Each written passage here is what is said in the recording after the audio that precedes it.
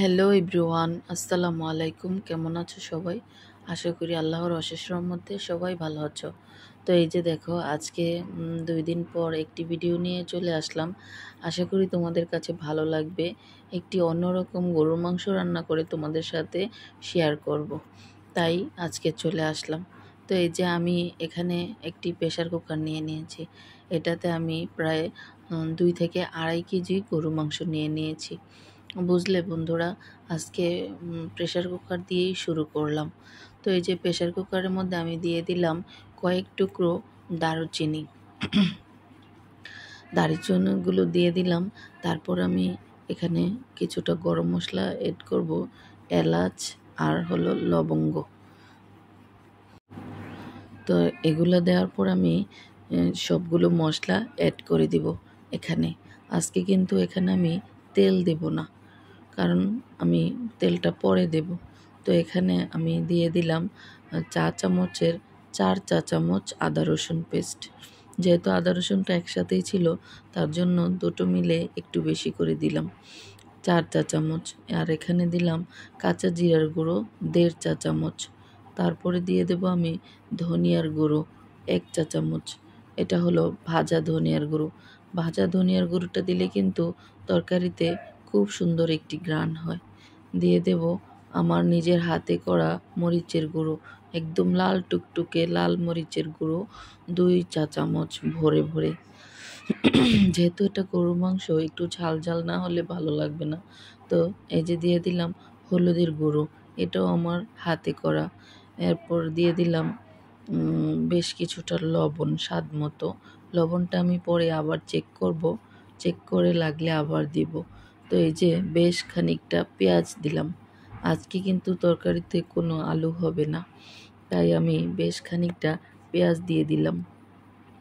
বন্ধুরা, এই পেঁয়াজটা দিয়ে এখন আমি একটি খুন্তির সাহায্যে এই মশলাগুলোকে একটু মাংসটার সাথে মাখিয়ে নেব, যেন সুন্দর করে সবগুলো একই রকম হয়ে যায়।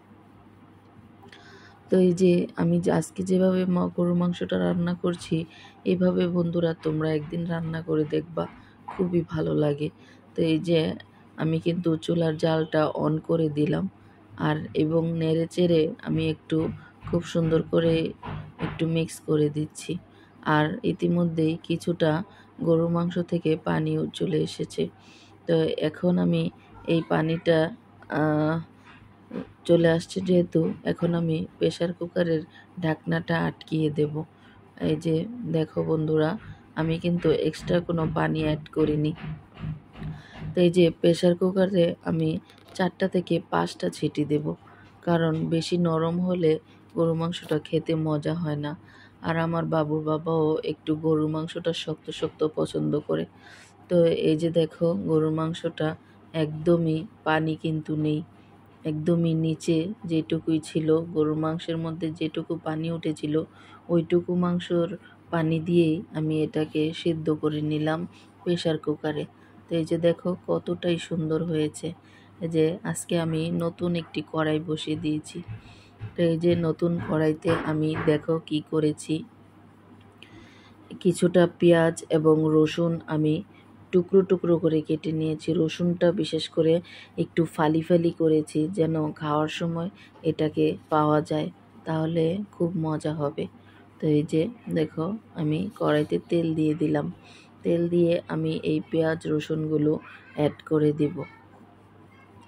এগুলো আমি সুন্দর করে ভাজা ভাজা করে নেব। যেহেতু বৃষ্টি হচ্ছে বন্ধুরা, খুবই বৃষ্টি হচ্ছে, এই গরম এই ঠান্ডা, এতে করে কিন্তু আমার এবং বাচ্চাদের ভালোই ঠান্ডা লেগে গেছে। গলাটা শুধু আটকে আটকে আসছে, কথা বলতে কষ্ট হচ্ছে। তো এই যে দেখো, রসুনের টুকরোগুলো দেখো কতটুকু করে দিছি, আর পেঁয়াজটাও ভালোই একটু একটু মোটা দিছি আর কি, এতটাই না। কিন্তু রসুনটা আমি খুব একটু, মানে একটা রসুনের কোয়াকে আমি 2টাই ফালি করেছি, এর বেশি আর করিনি।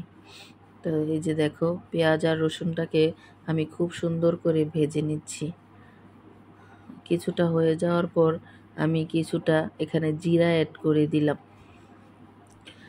এখন জিরা আর এই পেঁয়াজ রসুনগুলোকে আমি নেড়েচেড়ে ভাজা ভাজা করে নেব। ভাজা ভাজা না হলে কিন্তু এখানে ঘ্রাণ আসবে না। আর এই ভাজা ভাজাটাই কিন্তু তরকারির আসল টেস্ট। এই যে দেখো, লাল টুকটুকে কয়েকটা লাল মরিচ দিয়ে দিলাম। এই লাল মরিচগুলো দিয়েও আমি একটু সুন্দর করে ভেজে নেব, যেন সুঘ্রাণটা বেরিয়ে আসে। এই যে শুকনো লঙ্কার ভাজা ঘ্রাণ কার কার ভালো লাগে দেখো তো বন্ধুরা। যে দেখো, সুন্দর করে আমি সবগুলো মশলাই আমার ভাজা হয়ে গিয়েছে। এখন আমি এখানে আমার এই গরুর মাংসটা ঢেলে দেব। এটাই হলো ম্যাজিক, বুঝতে পারছো বন্ধুরা? এইভাবে একটু রান্না করে দেখবা, দেখবা কালাবোনা থেকেও আরও বেশি মজা হয়েছে। এই তরকারিটা আমার কাছে এতটাই ভালো লাগে, আমি কিন্তু মাঝে মাঝে এটা করে দেই। আমার হাজব্যান্ড যেহেতু বেশি গরুর মাংস খেতে চায় না, তারপরে আমি চেষ্টা করি কিভাবে রান্না করলে মজা হবে, সেইভাবেই আমি ওনাকে রান্না করে দিই। তো এই যে কড়াইতে আমি গরুর মাংসটা ঢেলে দিলাম। এতে করে কিন্তু একটি কম্পনের সৃষ্টি হয়েছে। কম্পন বলতে খুব সুন্দর একটি বাগারের আওয়াজ হয়েছে এবং ঘ্রাণ বেরিয়ে এসেছে। এই ঘ্রাণটা আর আওয়াজের কারণেই কিন্তু তরকারির গুণ 200% বেড়ে গেছে। এতটা মজার ইয়াম্মি তরকারি তোমরা একদিন রান্না করে খেলে আর কখনোই ভুলতে পারবে না বন্ধুরা। দেখো, এই যে শেষে আমি কি দিলাম, এখানে একটুখানি কালাভুনার যে মশলাটা আছে, মৌরি না, সেটাকে বলে হলো রাঁধুনি, সরি বন্ধুরা, রাঁধুনি গুঁড়া আমার ঘরে ছিল। তো এই রাঁধুনি গুঁড়াটা আমি শেষে উঠানোর আগে দিয়ে দিয়েছি, যেন একদমই কালাভুনা একটা ঘ্রাণ চলে আসে। আসলে সত্যি কালাভুনা ঘ্রাণটাই চলে আসছে এবং খুবই মজা হয়েছে। তো এতটুকু ভিডিও যারা দেখেছো সবাইকে আমার আন্তরিক শুভেচ্ছা ও ভালোবাসা রইল। তো আজকের ভিডিওটি কেমন লাগলো বন্ধুরা? যদি ভালো লাগে একটি লাইক এবং একটি কমেন্টস করে শেয়ার করে দিবা ফ্যামিলি এবং ফ্রেন্ডসদের সাথে। তো এই যে দেখো, আমার রান্না তরকারিটা একদমই ডান হয়ে গিয়েছে বন্ধুরা যারা আমার চ্যানেলটি এখনও সাবস্ক্রাইব করনি, প্লিজ তোমরা আমার চ্যানেলটি সাবস্ক্রাইব করে পাশে থাকা বেল আইকনটি অন করে দিবা। এতে করে আমি নতুন কোনো ভিডিও আপলোড করলে তোমার কাছে সবার আগে নোটিফিকেশন চলে যাবে। তো এই যে আজকের মতো এখানে শেষ করলাম। আল্লাহ হাফিজ বন্ধুরা। আসসালামু আলাইকুম ওয়া রাহমাতুল্লাহ ওয়া বারাকাতুহু।